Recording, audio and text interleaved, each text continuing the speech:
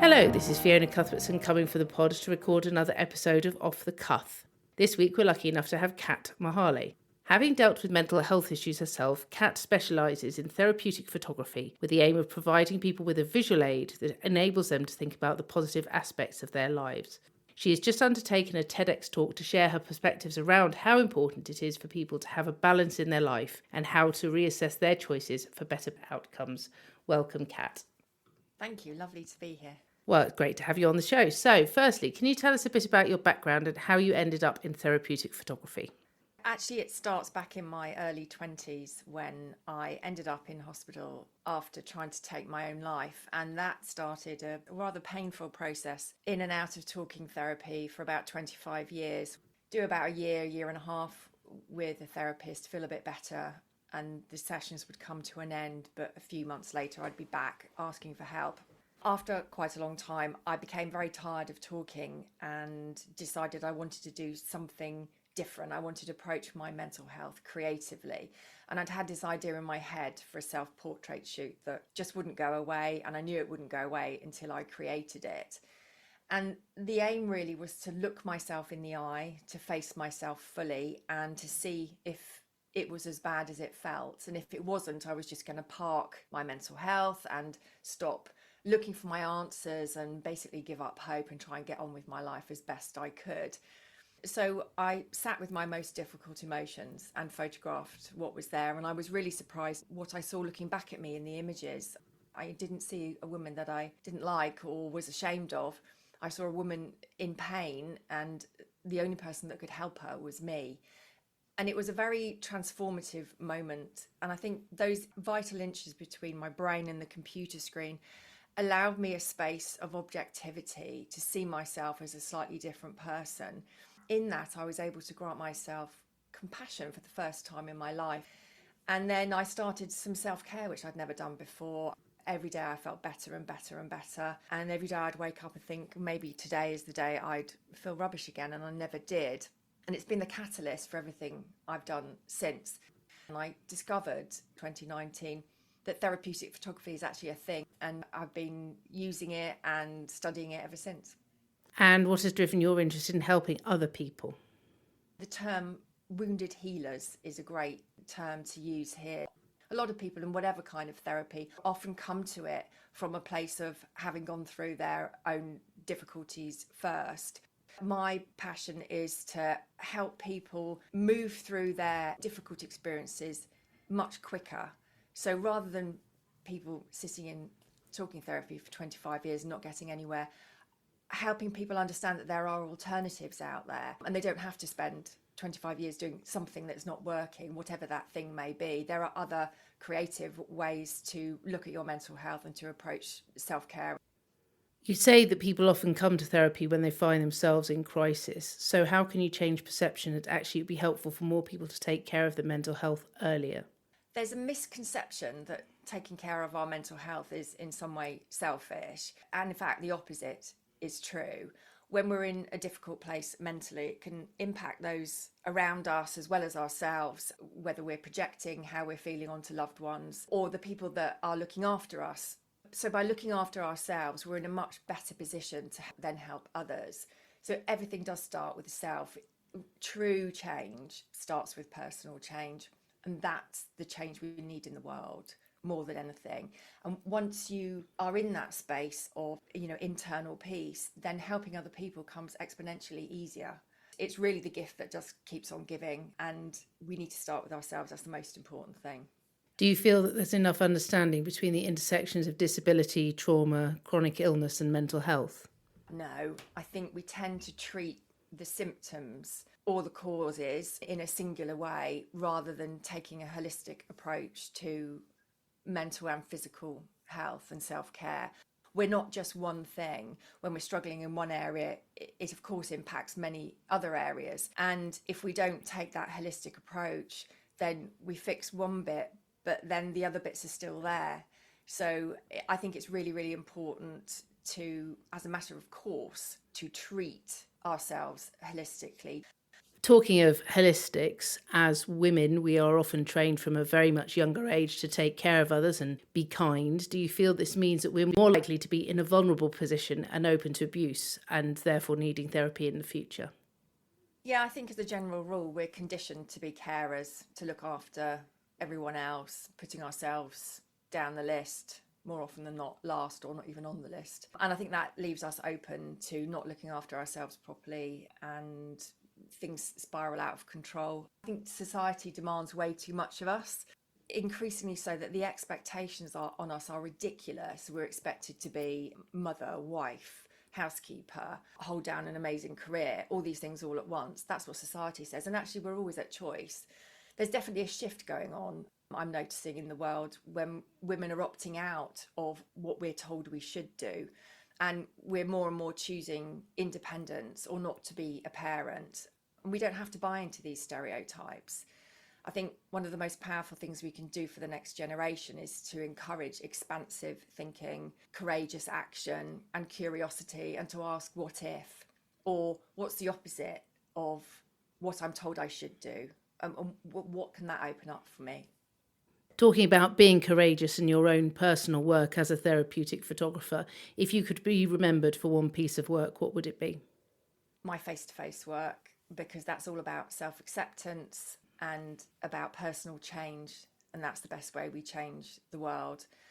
My self-portrait shoot was the most significant turning point of my life, and it's been the catalyst for everything I've done since. One shoot did more for me than 25 years in and out of talking therapy. It was so powerful, and I'm really passionate about the huge impact that looking at ourselves differently can have on us, and therefore everyone that we interact with. There is more of a focus on mental health now, and with the new government, they have talked a lot about the importance of mental health. Do you think that is being turned into real action? And if not, what would you do? I think the intention is good, but the reality is very different. It's all about funding, I think. Long-term sustainable funding for support, to cut diagnosis times, to maybe have a one-stop shop for information on the support that's available and the different types of help that are available, from medication to alternative and holistic therapies. More education on the racial disparities with healthcare, particularly mental health care. So black men are 4 times more likely to be arrested under the section 136, detaining a person for mental health reasons, than non-black people. And the reality is, as with all illness education and prevention, it costs up front, but saves time and money and lives, more importantly, later on. Again, absolutely. As you say, it's all about making sure that people don't end up in crisis. So do you think that therapy should be much more central in how government views how people should deal with their mental health? Therapy is one of a basket of tools that we can use. Therapeutic work comes in many forms, and talking doesn't suit everyone. There's art therapy, somatic therapies, music therapies, and then there's homeopathy, Reiki, acupuncture, and sound healing. Therapies definitely should be more central, looking at the person. What are they drawn to? What do they instinctively think will work for them, and start there. And I think it needs to be client-led, definitely. It needs to be person-led rather than to be told.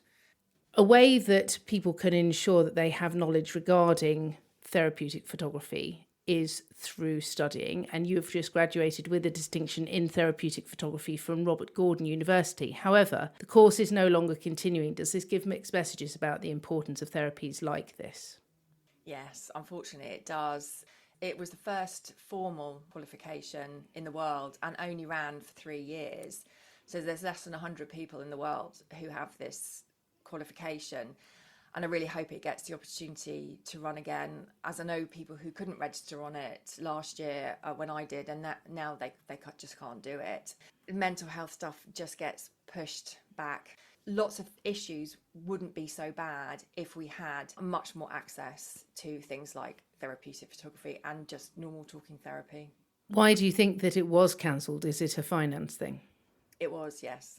There was some restructure going on in the university, and it was a new qualification. So I think it was first out, it was quite small. So there was about 30 students per year, and they just clearly felt that it wasn't in their priorities, which is, I mean, it's just tragic.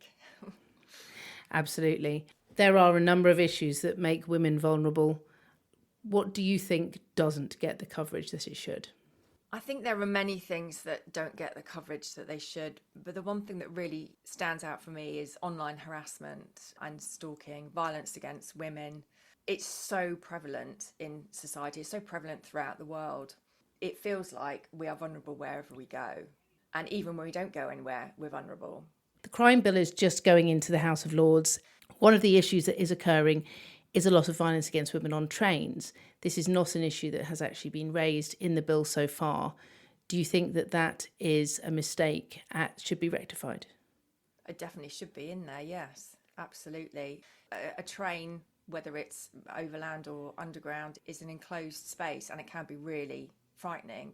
And I've been harassed on the train. You have to watch where you sit. You have to watch who you look at. Women are constantly concerned about their personal safety, and the onus is on women to act or behave or speak differently.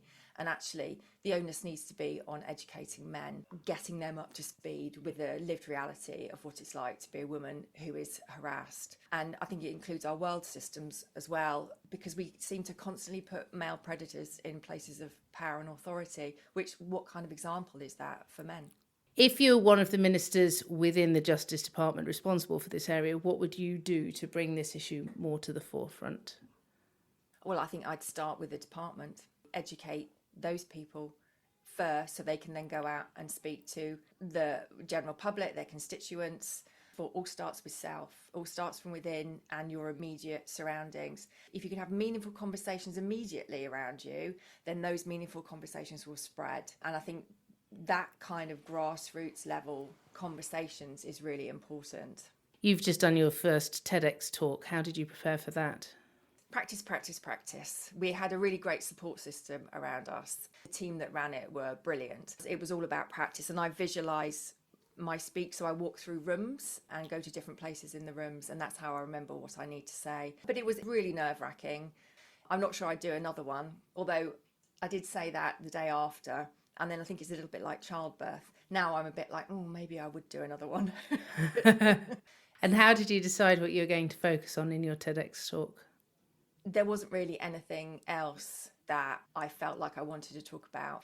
For such a big platform like that, it had to be my story, it had to be what I'm passionate about, had to be my why, to make it meaningful for the people who are listening, watching. And what message would you give to anyone else considering doing a TEDx talk? Be really clear about what you want to talk about. Be really clear in your mind before you approach a TEDx about what your idea is, what's the great idea worth spreading that you've got, and then find your local TEDx organiser when they're open for submissions, what the theme will be. I'd applied to a different TEDx a couple of years ago and only got through the first round of applications, but I know I wasn't ready to do it then. This time felt different. I did feel ready. So know yourself, tap into your felt sense and just really feel into whether you are ready, and if you are, then go for it. And finally, where can we find the TEDx talk video? TEDx.com, and my talk is called How a Selfie Changed My Life. Excellent. Well, Kat, thank you so much for coming to talk to us today. It has been most interesting to hear about how important it is for people to take care of their mental health alongside their physical health, as opposed to letting it slip. Thank you to the listeners who've hopefully enjoyed the show as much as we've enjoyed making it.